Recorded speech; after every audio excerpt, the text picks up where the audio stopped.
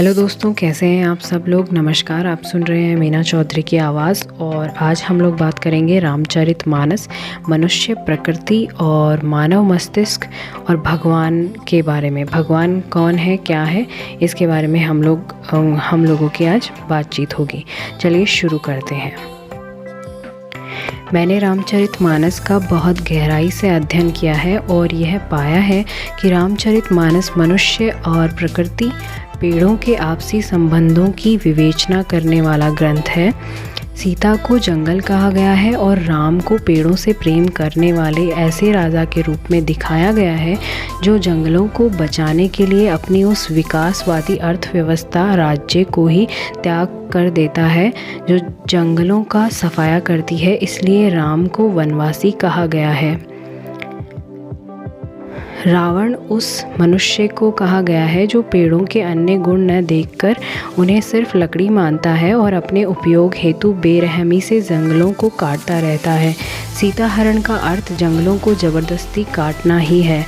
रावण को जीतने के बाद राम सीता की अग्नि परीक्षा के माध्यम से यह बताना चाहते हैं कि पेड़ निर्जीव सिर्फ लकड़ी या अग्नि नहीं होते हैं, बल्कि पेड़ों में भी जीवन, संवेदनाएं होती है। और सीता को अयोध्या में न रखकर वाल्मीकि आश्रम में रखने का आशय भी यही है कि पेड़ शहरों के गंदे वातावरण में नहीं बल्कि अपने प्राकृतिक वातावरण में ही ज़्यादा ग्रोथ करते हैं। इसलिए हमें जंगलों को बचाने पर ही अपना पूरा ध्यान केंद्रित करना चाहिए। रामचरितमानस के माध्यम से तुलसीदास जी हमें बताना चाहते हैं कि पेड़ सिर्फ इमारती लकड़ी या टेम्पररी ऊर्जा, अग्नि के स्रोत नहीं है, बल्कि पेड़ तो परमानेंट ऊर्जा, ऑक्सीजन के स्रोत हैं। इसलिए पेड़ों को किसी भी सूरत में काटा नहीं जाना चाहिए। इस जगत में स्त्री पेड़ों का प्रतिनिधित्व करती है क्योंकि उसके भीतर पेड़ों के समस्त गुण होते हैं। संदेश बिल्कुल साफ है कि मनुष्य यदि पेड़ों से प्रेम करेगा तो स्त्री को भी दोस्त समानता की नज़र से देखेगा और मनुष्य यदि पेड़ों को लकड़ी समझेगा तो वह स्त्री को भी भोग की सामग्री ही समझता रहेगा। स्त्री के प्रेम के अंदर अमरता का रहस्य छिपा हुआ है। जैसे पेड़ अपनी छाया से पल भर में हमारी सारी थकान मिटा देता है, उसी तरह स्त्री भी अपनी गोद में पुरुष का सिर रखकर उसके सारे तनाव दूर कर देती है। स्त्री का सिर्फ इतना कहना कि चाहे सारा जगत तुम्हारे विरुद्ध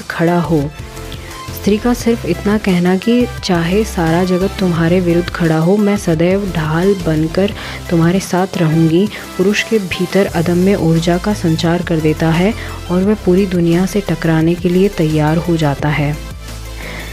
स्त्री सावित्री बनकर यमराज से भी अपने साथी के प्राण वापस ले सकती है। यानी प्रियतमा का साथ हो तो मनुष्य मृत्यु पर भी विजय प्राप्त कर सकता है। मैं अपनी प्रेयसी को अमरता का यही विज्ञान समझाना चाहता हूँ, मगर वह रावण रिश्ते नातों की कैद को ही नियति मान बैठी है। मगर हार मानना मेरा भी स्वभाव नहीं है। पत्थर का जिगर पानी कर दूँ, ये तो कोई मुश्किल काम नहीं। भगवान क्या होता है? जो सबसे बड़ा होता है वही भगवान कहलाता है। जब आपका मस्तिष्क दूसरों को स्वयं से बड़ा मान लेता है, वह दूसरों का गुलाम हो जाता है। उसकी लड़ते रहने की क्षमता, फाइटिंग कैपेसिटी समाप्त हो जाती है।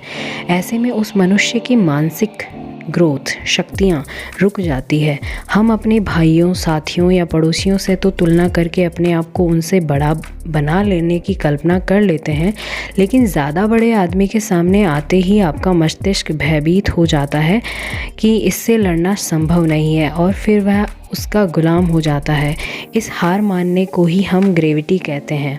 यह ग्रेविटी ही हमारी गर्दन को नीचे झुकाकर हमें सयाना, ज्ञानी और इज्जतदार बनाती है। अगर आप यह मानते हैं कि आपके भीतर सामने वाले से अधिक योग्यताएं हैं तो आप कभी भी उस व्यक्ति से हार नहीं मानेंगे। मेरा मस्तिष्क कहता है कि मैं इस दुनिया का सबसे बड़ा डॉक्टर हूँ। मैं अपनी आयुष्य को जितना मर्जी लंबा कर सकता हूँ। मैं अपने भीतर नए सिरे से स्टेम सेल्स पैदा कर अपना कायाकल्प कर सकता हूँ। मैं इसी आधार पर सामने वाले से अपनी तुलना करता हूँ और हर बार स्वयं को दूसरों से श्रेष्ठ पाता हूँ। इस श्रेष्ठता से मेरा सीना और भी तन जाता है और मेरा सिर हर बार पहले से ज़्यादा ऊपर उठ जाता है।